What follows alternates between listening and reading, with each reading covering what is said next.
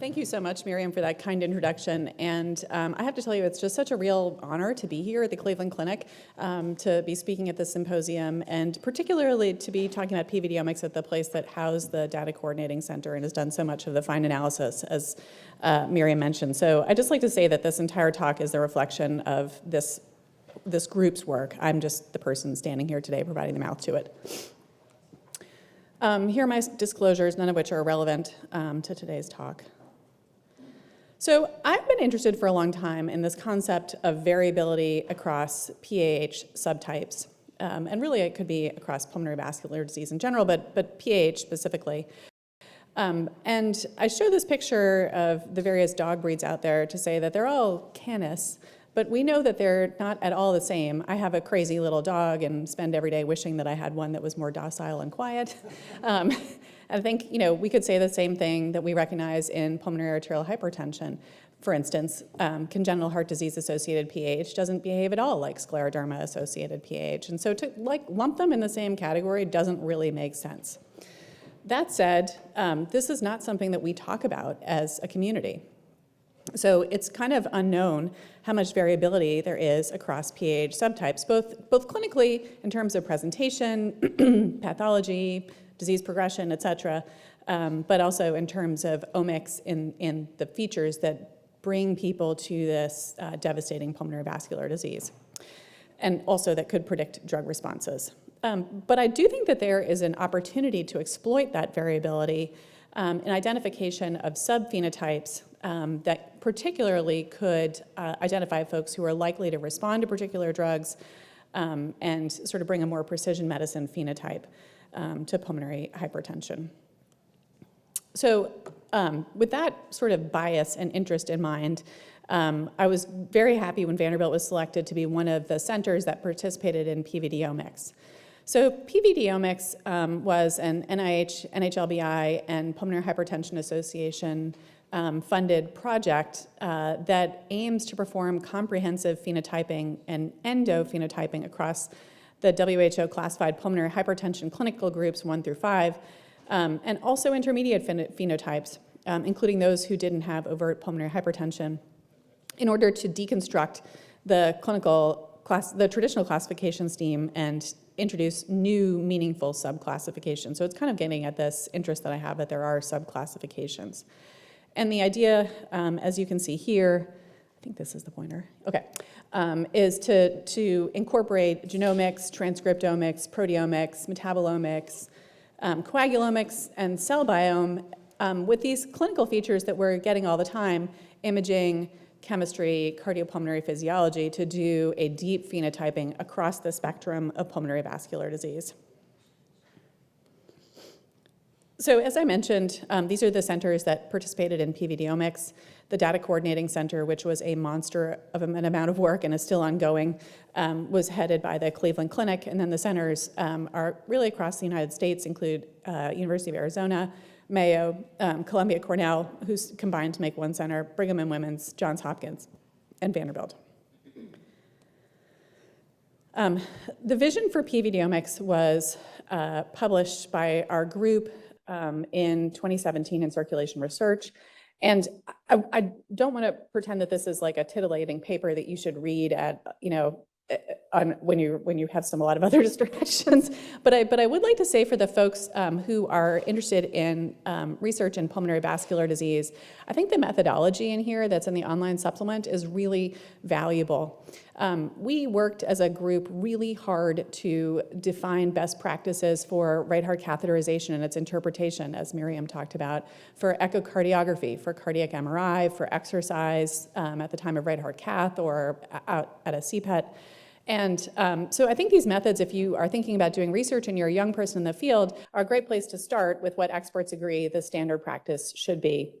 And I think that's a really important contribution of this work. The enrollment that we have for PVDOMICs included really, it was quite broad. Anybody 18 years or older who was referred for right heart cath with known or suspected pulmonary vascular disease and was able to complete the diagnostic testing, which was quite extensive. The exclusion criteria were pretty narrow, dialysis dependent, pregnant, or too ill to perform the protocol. So we did, by definition, not enroll incredibly sick people who couldn't complete the tests. And the healthy controls were without end organ disease and 18 years and no cardiopulmonary disease. So the groups that you can see here are the kinds of pulmonary hypertension that we enrolled in PVDOMICs. They're pretty standard and have been pretty well discussed by colleagues during the morning sessions. I'd like to draw your attention to the comparators that I think are a really exciting and important group here. I think relatively early on, it was suggested by our OSMB and the investigators who participated in this that we need to consider pulmonary vascular disease as a spectrum. And we started this consortium before pulmonary hypertension was redefined, as Brad Marin talked about this morning. So the comparators include patients who have a mean pressure of 21 to 25 because we used, at the time, a standard definition of pulmonary hypertension. And so there are comparators in groups, excuse me, 1, 2, their left heart disease associated with post-capillary pulmonary hypertension, so they had a normal PVR, but they may have a mean pulmonary artery pressure in this, what we now describe as pulmonary hypertension range, but did not at the time. Group 3 includes lung disease, but without a mean PA pressure over 21. And then chronic pulmonary embolism. So this is a really exciting group that I think is going to be impactful on the field. This is a little bit of a schema that is in the main clinical paper that was published over the summer in JACC. And you can see here that it goes over the protocol that patients went through that are defined in this main clinical paper. So they had pulmonary function testing, folks had an overnight sleep study, chest CT, ventilation perfusion scan, echo, right heart catheterization, and then were told by the investigators what kind of pulmonary hypertension they had and put into one of these buckets of pulmonary hypertension or a disease comparator, and then also healthy controls. And in addition to this, there was also cardiac MRI and exercise physiology, but it's not reported in this initial manuscript that really has so many data points it couldn't have covered that also. So an exciting thing about this also was that patients were allowed to have more than one etiology of pulmonary hypertension. So everybody has a primary kind of pulmonary hypertension, but they also have a secondary diagnosis. So for instance, somebody who had scleroderma and clear associated PAH was also allowed to have sleep apnea, which we know happens in practice. Patients don't come with an easy sort of clear fitting into one bucket a lot of times. And so that was borne out when we looked at our data in this main clinical paper. And this really summarizes the findings. I'm going to get it into in a little bit more detail in a second. But for me, one of the most interesting things was that mixed etiology pulmonary hypertension is common, and really we don't talk about that very much. And by common, I mean it was 40% of the people. So these folks were discussed and adjudicated by a group of investigators. And even these people who are experienced in this field couldn't come up with just one diagnosis. It also enrolled a cohort of patients that had mild pulmonary hypertension, so a mean pressure in that 21 to 24 ratio. There was, I think, about 100 and something patients who fit in that category. And then I'm going to go through these stuff in a second. And then that survival was poorest in group 3 pulmonary hypertension. I'll also show you that data. So Milena Radova, who's in the audience, did a really fantastic job with coming up with a nice way of showing these statistical associations that we found, and made spider plots. And on each of them, the same comparators are in blue, and pulmonary hypertension is in orange. And I thought these were a nice way of showing that sometimes what we think is true and dogma is not 100% true in dogma. For instance, I learned from these that despite the fact that I was always told a low DLCO is something that should bring in your mind that patient has either severe group 3 pulmonary hypertension or group 1 PAH, in fact, DLCO here you can see is low and kind of the same low in all the groups with the exception of group 3 that looked like it was even about the same between comparators and pulmonary hypertension.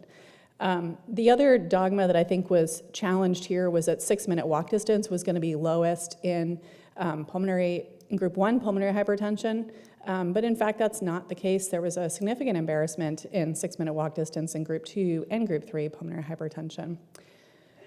A new finding from this that was also unexpected, certainly to me, was that if you look at the percent of the nocturnal time that was less than 90% on the sleep study, so people whose nocturnal desaturation was less than 90% for X number of minutes, it was pretty significant in group 1 pulmonary hypertension, so the orange bar is here. So our group 1 PAH patients are desaturating a lot at night, and I had not anticipated that. It could not be explained by sleep apnea. And then the last finding here that I wanted to point out was ground glass. So typically we're taught that group 1 PAH does not have any radiographic abnormalities. In fact, that's kind of one of the reasons to put them in a group 3 bucket. But in fact that we found about half of the patients with PAH had ground glass abnormalities on their chest CT. So I think there were some, to me, interesting, unexpected findings from this early clinical manuscript. And then the other piece of this that I thought was really important is shown in the survival curves. So this comes up kind of small, but this is the group as a whole. Pulmonary hypertension is red, green is comparators, and healthy controls are purple. These are comparators, and this is the whole pulmonary hypertension group. And I just would like to draw your attention to the red line that's got, it's percent with event, so it's worse if you're on the top of this curve. And those are group 3 pulmonary hypertension patients. So group 3 pulmonary hypertension really had a statistically significantly worse survival compared to the other groups.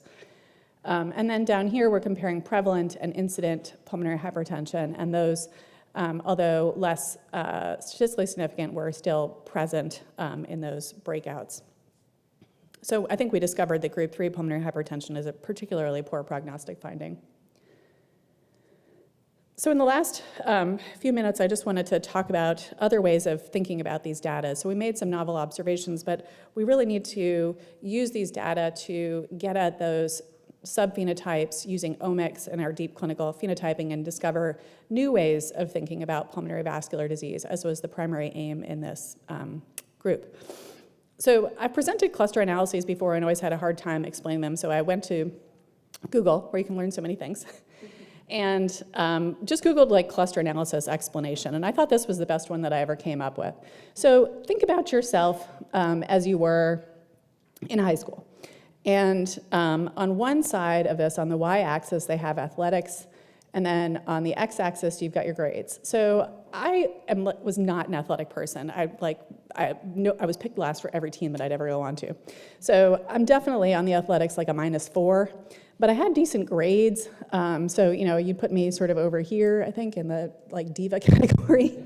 But there are other folks like my husband who clearly was like high on athletics, but also he was really smart, so he'd be in the iconoclast category. Essentially, you give people a score on multiple things, throw it at a computer, and then the computer spits out clusters to you and say, these are how we group these people in an agnostic kind of way. So I like that way of thinking about cluster analysis. It's an exploratory data analytic technique that doesn't have a hypothesis a priori. So in a nice preliminary cluster analysis that John Barnard performed for us in the PVDOMICs clinical data, not with the omics that we have yet, we sought to derive a preliminary new clustering of pulmonary vascular disease patients from extensive clinical measurements collected in the initial PVDOMICs cohort. We further sought to associate these with clinical outcomes and understand what the different clinical features are that identify these clusters. So in this analysis, we used 89 quantitative clinical variables, excluded things that were really clearly going to be driving to PAH. We knew this was a pretty prevalent population, so years of pulmonary hypertension diagnosis fell out. And we also excluded highly correlated variables, for instance, right atrial volume on cardiac MRI and right atrial volume on echo. We could only have one of those. Excluded things that were highly missing at the time, and we're ultimately left with 66 clinical variables defined in the final analysis. Here's the approach. Essentially, ultimately, a principal component analysis that's sort of a clustering analysis, like I showed you before, was performed, and then we assessed survival by clusters. So here are the features that came out in this principal component analysis. And you can see what your favorite thing is here. There's CPET variables, there's echo variables, there's all kinds of different variables that came up from the clinical characteristics. Ultimately, 2 principal components were selected to move forward. And these 2 clinical principal components explained 23% of the variance. So it's a pretty significant amount on the principal component analysis.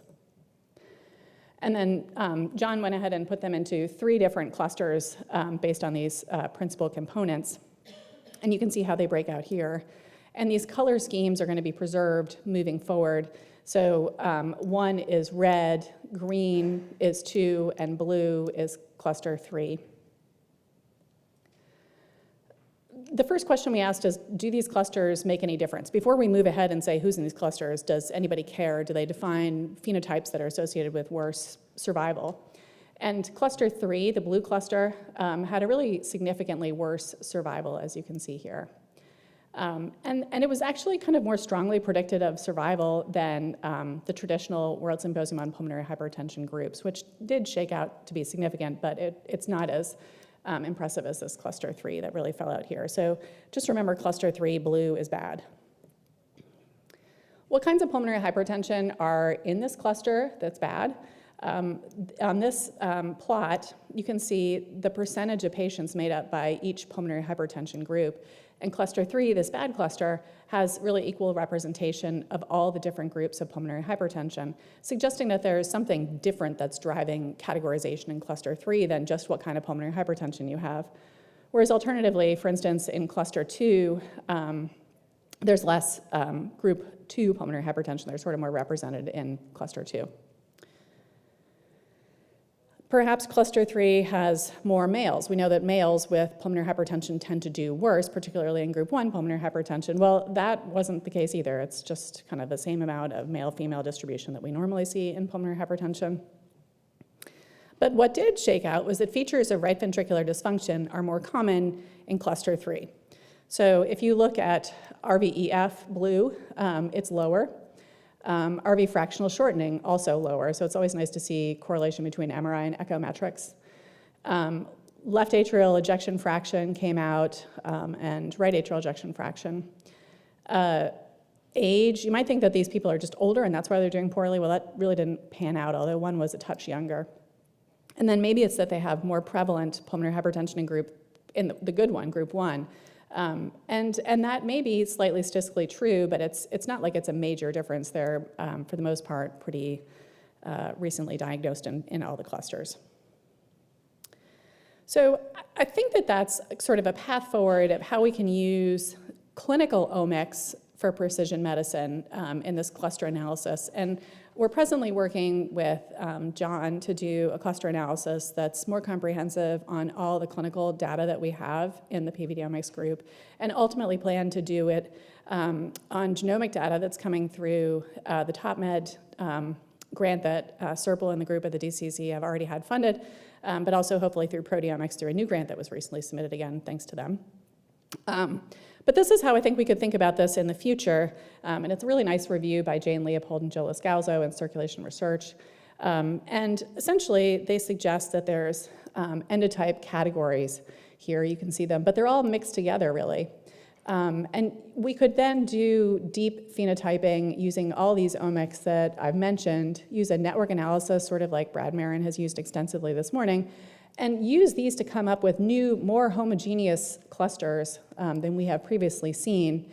And then within these clusters, we can use them to make optimal changes to health, create new biomarkers for early discovery of patients at high risk of devastating diseases like PAH. We could use them for prediction and prognostication. I'm personally very interested in predictors of prostacyclin response, so finding omics to predict people who are likely to respond to therapies that are FDA approved to maximize what we have already. You could enrich in clinical trials. So for instance, if you knew your drug was going to target molecule X, you could only enroll people who had detectable molecule X in their plasma. We could think about rational polypharmacy. I think we could all agree that the cost of taking care of PAH patients is astronomical these days, and with the likely approval of sotatercept in the near future, it's going to be even more astronomical. So I think we need to think about ways to pick the right drug for the right patient. And then we could tailor environmental exposures that reduce disease progression or disease risk. So I think that's how we can think about precision medicine moving forward. But I really don't want to pretend this is all puppies and rainbows. It's not that easy. I think one thing that we have to be really careful of is this is a rare disease. If the prevalence is like 15 to 20 per million, we're talking about slicing it up into even smaller slices than 15 or 20 per million. And so these are very rare subphenotypes, and you certainly get into statistical problems really quickly when you can't enroll large numbers. Some things that are kind of hard to account for, particularly in plasma-based omics or DNA, are environmental influences and medications for pH. So particularly when I think about molecular predictors of drug response, it's important to think about what drugs people have been exposed to previously and whether that's driving what you're finding in the plasma. Regional variation, again, relevant perhaps to environmental influences. And then really the false discovery rate when omics involve, for instance, whole genome sequencing or 1,500 proteins in the blood in even 300 patients does get you into a pretty challenging statistical problem. But that said, I don't want to be nihilistic about this, and I think we have to believe that we can do better for our patients moving forward, and that this is really a path for the future of medicine in pulmonary vascular disease. And I'm really very excited to see new phenotypes that we identify through these sort of advanced analyses that we're presently undertaking. So with that, I'd like to acknowledge my colleagues, the other PIs, the people at the cores here at the Cleveland Clinic, many of whom are sitting around the room, who did a lot of work in analyzing these imaging, analyzing sleep studies. As Miriam said, 800 right heart casts is not a small number. And also the biorepository, Susie Comhair, has been enormously valuable. Special thanks to Milena Radova and John Barnard, who have been instrumental in the data analysis, and Jerry Beck and Sarah Portlorzum, who are our fearless leaders, with Nick Hill, the steering committee chair. And the NIH-LBI, NIH support has been enormous, and the OSMB, who's been helpful throughout the entire process. So with that, I'm done, and I'm happy to take any questions, or we can move on, and we can do it at the end. Thanks.